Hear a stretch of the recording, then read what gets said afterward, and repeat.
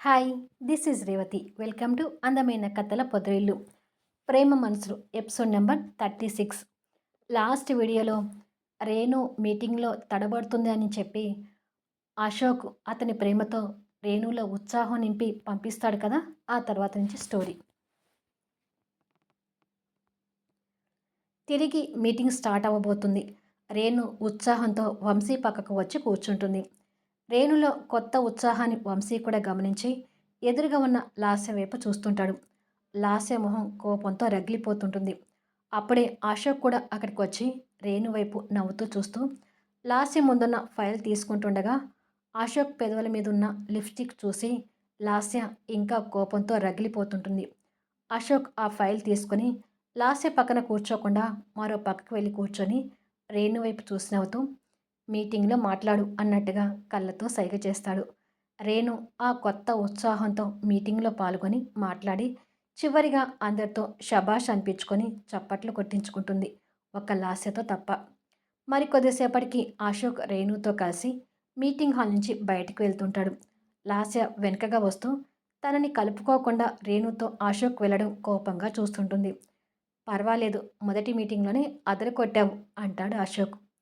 ఇదంతా తమరిచ్చిన ఉత్సాహంతోనే కదా అంటుంది రేణు నవ్వుతూ. ఇంతలో వంశీ కార్ తీసుకుని అక్కడికి వస్తాడు. రేణు కార్ ఎక్కుతూ బాయ్ అశోక్ అంటుంది. బాయ్ రేణు, బాయ్ ఫ్రెండ్ అంటాడు వంశీ వైపు కూడా చూస్తూ. బాయ్ అంటూ వంశీ కూడా బదులు చెప్పి కార్ స్టార్ట్ చేసుకొని వెళ్తాడు. అశోక్ వెళ్తున్న ఆ కార్ వైపు చూస్తుంటే లాస్య అక్కడికి వచ్చి మనం కూడా వెళ్దామా బావా అంటుంది. పద అంటాడు కారు దగ్గరికి వెళ్తూ. లాస్య కోపంగా చూసుకుంటూ అశోక్ వెనుక నడుస్తుంటుంది. అశోక్ కారులో కూర్చొని మిర్రర్లో చూసుకునేసరికి పెదవులకు లిప్స్టిక్ కనిపిస్తుంది. నా పెదవులకు ఇది ఎలా అంటింది అని ఆలోచించుకుంటూ రేణు పెదవులపై రాసింది గుర్తు తెచ్చుకొని అప్పటికి పక్కన కూర్చున్న లాస్య వైపు చూసి తను ఎందుకు అలా చేసిందో తలుచుకొని ఈ దివ్య రాక్షసి ఆడదని నిరూపించుకుంది అని మనసులో చిలిపిగా తిట్టుకొని నవ్వుకుంటూ కర్చీప్తో పెదవులు తుడుచుకుంటాడు. లాస్య అశోక్ నవ్వుని మరోలా అర్థం చేసుకొని నిజంగానే అలా కిస్ చేసుకున్నారని భావించి కోపంతో రగిలిపోతుంటుంది.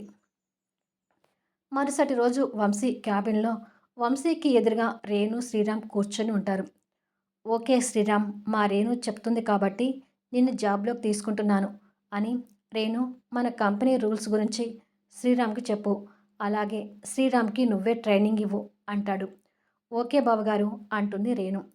థ్యాంక్ యూ సార్ అని శ్రీరామ్ చైర్లో నుంచి లేస్తాడు. ఇద్దరు క్యాబిన్లో నుంచి బయటకు వస్తారు. శ్రీరామ్ సంతోషపడుతూ thank you madam, thank you so much, మీ వల్లే నాకు ఇంత మంచి జాబ్ దొరికింది అంటాడు. నా వల్లే నీ సెక్యూరిటీ జాబ్ మిస్ అయిందని బాధపడ్డావు కదా, అందుకే నీకు ఈ జాబ్ ఇప్పించాను. కాకపోతే ఇక్కడ నీ వాగుడు తగ్గించి వర్క్ మీద ధ్యాస పెడితే మంచిది అంటుంది రేణు. తప్పకుండా మేడం అంటాడు. ఆ రోజు సాయంత్రం బృందావనంలో రేణు సోఫాలో వాళ్ళ పేరెంట్స్ మధ్య కూర్చొని తండ్రితో గారాల పోతూ మాట్లాడుతుంటుంది. వంశీ దివ్య కూడా వాళ్ళకి ఎదురుగా కూర్చొని మాట్లాడుతుంటారు. అశోక్ ఇంకా రాలేదేంటి వంశీ గారు అని అడుగుతుంది దివ్య. ఫోన్ చేశాను దివ్య, వస్తుండాలి అంటుండగానే అశోక్ వస్తాడు. బాగున్నారా అండి అని నవ్వుకుంటూ రేణు పేరెంట్స్ని పలకరిస్తాడు. బాగున్నామా అశోక్, పేపర్లో మీ ఫోటో చూశాక ఎప్పుడెప్పుడు మీ ఇద్దరిని చూద్దామా అనిపించింది. మీరు అనాథ కాదు, మీకు ఒక కుటుంబం ఉందని దివ్య చెప్పాక చాలా సంతోషం అనిపించింది అని ఇలా మాటలు సాగుతుండగా రాజమ్మ అందరికీ కాఫీలు తీసుకొస్తుంది.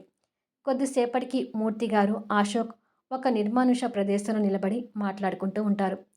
బాబు అశోక్, మా రేణు గురించి నీకు ఈ పాటికే అర్థమై ఉండాలి. రేణు నా మిగతా ఇద్దరి కూతుర్లాగా కాదు, గారాబంగా పెరిగింది. దివ్యలో ఉన్న ఓర్పు సహనం రేణులో ఇసుమంత కూడా లేదని చెప్పాలి. తను అనుకున్నది చేస్తుంది, అనాలనుకున్నది వెనక ముందు చూడకుండా అనేస్తుంది. తొందరపాటుతనం ఎక్కువ. ఓ రకంగా చెప్పాలంటే తను ఇంకా చిన్నపిల్లలాగే ప్రవర్తిస్తుంది. ఎవరి ఇంట్లో అడుగు పెడుతుందో, ఎవరు తనకి భర్తగా వస్తారేమోనని భయపడేవాడిని. నా రెండో కూతురు భానుకి చూసినట్టే తనకి కూడా ఒక గవర్నమెంట్ ఉద్యోగం చూసి పెళ్లి చేయాలనుకున్నాను. కానీ రేణు ఆ సంబంధాలకు ఒప్పుకోలేదు. బహుశా మీ ఇద్దరికి రాసిపెట్టి ఉండబట్టే ఏ సంబంధం వచ్చినా ఇష్టపడలేదేమో. అంతేకాదు అశోక్, నేనైనా వాళ్ళ అమ్మైనా ఒక్క మాట అంటే భరించలేదు, బాధపడుతూ కూర్చుంటుంది.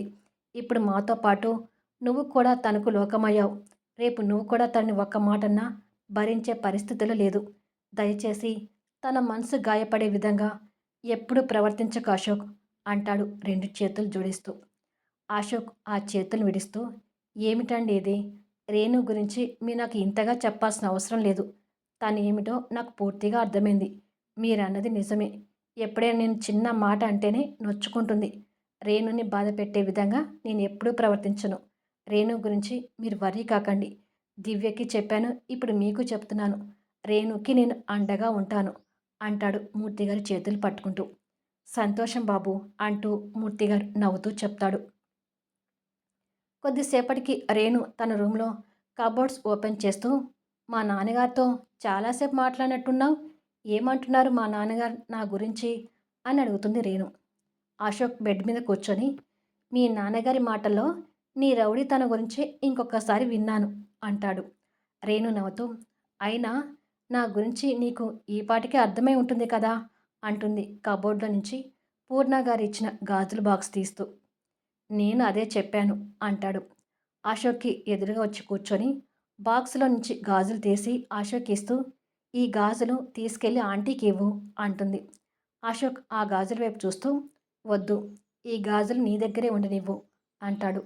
ఎందుకు అశోక్ అని అడుగుతుంది. ఈ గాజులు మా అమ్మకు నేనిచ్చే కంటే నువ్వే మా అమ్మ చేతికి తొడిగితే బావుంటుంది అంటాడు. ఆ మాటకి రేణు ఆశ్చర్యంగా చూస్తుంటుంది. అశోక్ తన ఆశ్చర్యాన్ని చూస్తూ, ఏదో ఒకరోజు మా అమ్మ నిన్ను పూర్తిగా అర్థం చేసుకొని నిన్ను అభిమానించే రోజు వస్తుందనుకుంటున్నాను రేణు. అప్పుడు నువ్వే ఈ గాజులు మా అమ్మ చేతికి తొడుగు అంటాడు. అలాంటి రోజు వస్తుందంటావా అశోక్ అని అడుగుతుంది ఆశగా చూస్తూ. అశోక్ ఆ గాజులు తీసి తిరిగి బాక్స్లో పెడుతూ, తప్పకుండా వస్తుంది రేణు, కాకపోతే కొంచెం టైం పడుతుంది అంటాడు. అయితే ఆ రోజు త్వరగా రావాలని కోరుకుంటాను. అంతేకాదు, ఆంటీ చేతితో గోరుముద్దలు తినే రోజు కూడా రావాలి అంటుంది ఆశగా. అప్పుడు అత్తాకోడలు ఒకటై నాతో ఆడుకుంటారేమో అంటాడు అశోక్ నవ్వుతూ. రేణు కూడా నవ్వుతూ, అవును, నీ మీద ఆంటీకి రోజు చాడీలు చెప్తాను అంటుంది. అశోక్ తన దగ్గరకు తీసుకుంటూ, నువ్వు చెప్పినా మా అమ్మ నమ్మదులే అంటాడు. రేణు అశోక్ హృదయం మీద వాలి, ఆంటీ గురించి ఇలా మాటల్లో చెప్పుకుంటేనే చాలా సంతోషంగా ఉంది అశోక్. ఇక నిజంగా జరిగితే ఆ సంతోషాన్ని మాటల్లో చెప్పలేనేమో అంటుంది. ఆ క్షణాలు కూడా వస్తాయిలే అంటాడు తన తల మీద ముద్దు పెట్టుకొని ప్రేమగా హత్తుకుంటూ. మరుసటి రోజు శ్రీరామ్ సిస్టమ్ ముందు కూర్చుంటే రేణు శ్రీరామ్ దగ్గర నిలబడి వర్క్ గురించి చెప్తుంటుంది. అలా వర్క్ మధ్యలో శ్రీరామ్ మాటల చమత్కారాలకు రేణు నవ్వుతుంటుంది. అప్పుడే అశోక్ అక్కడికి వచ్చి గ్లాస్ అద్దాలో నుంచి వాళ్ళిద్దరినీ అలా చూసి అవాక్కవుతూ, వామ్మో, వీడెవడు, నాకు కాంపిటీషన్లా వచ్చేలా ఉన్నాడు అని అనుకొని వాళ్ళ దగ్గరికి వెళ్తాడు.